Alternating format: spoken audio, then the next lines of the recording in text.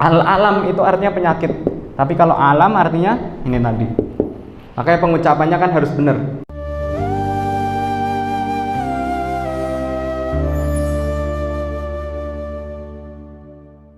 Jadi hamdalah itu termasuk doa. Afdhalud dzikri, biasanya nak misalnya mimpin tahlilan itu pripun? Afdhalud dzikri fa'lam annahu la ilaha illallah. Nggih mboten? Itu dari hadis sebetulnya.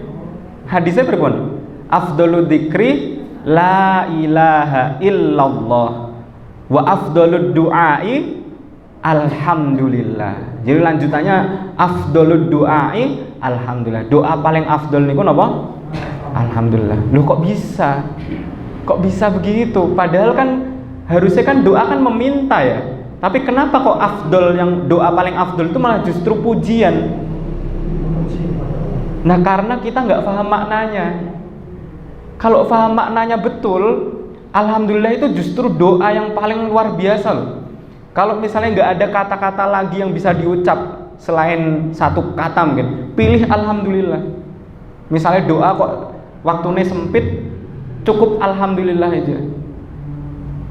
Itu jelas dalam hadis afdhalud du'ai alhamdulillah.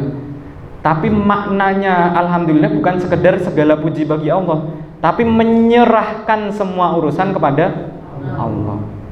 Ngoten.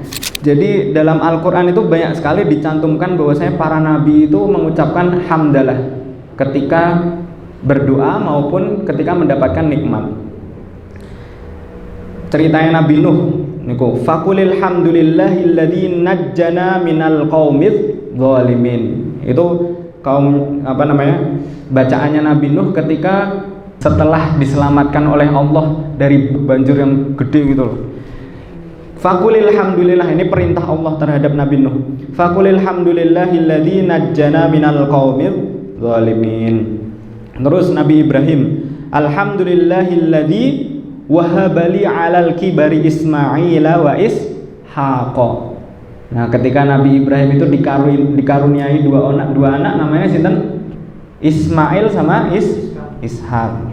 Ketika masa tuanya Nabi Ibrahim ditemani dengan dua putra namanya Ismail dan Ishak. Nah, sehingga Nabi Ibrahim mengucapkan syukur tadi, alhamdulillahilladzi wahabali alal kibari Ismaila wa Ishaq.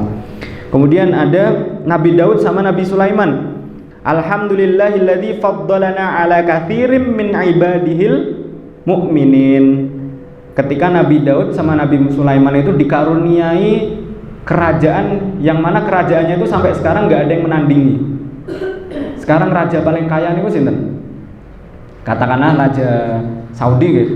Itu nggak ada apa-apanya sama Nabi Sulaiman itu. Karena doanya Nabi Sulaiman itu dulu meminta kerajaan yang nggak bisa ditandingi sama manusia setelahnya. Sampai nanti kiamat itu nggak ada yang bakal bisa menandingi kerajaannya Nabi Sulaiman. Karena saking besarnya, semua makhluk itu tunduk sama Nabi Sulaiman ketika itu, atas kuasa Allah ya, atas perintah Allah. Sampai jin aja kan tunduk sama Nabi Sulaiman.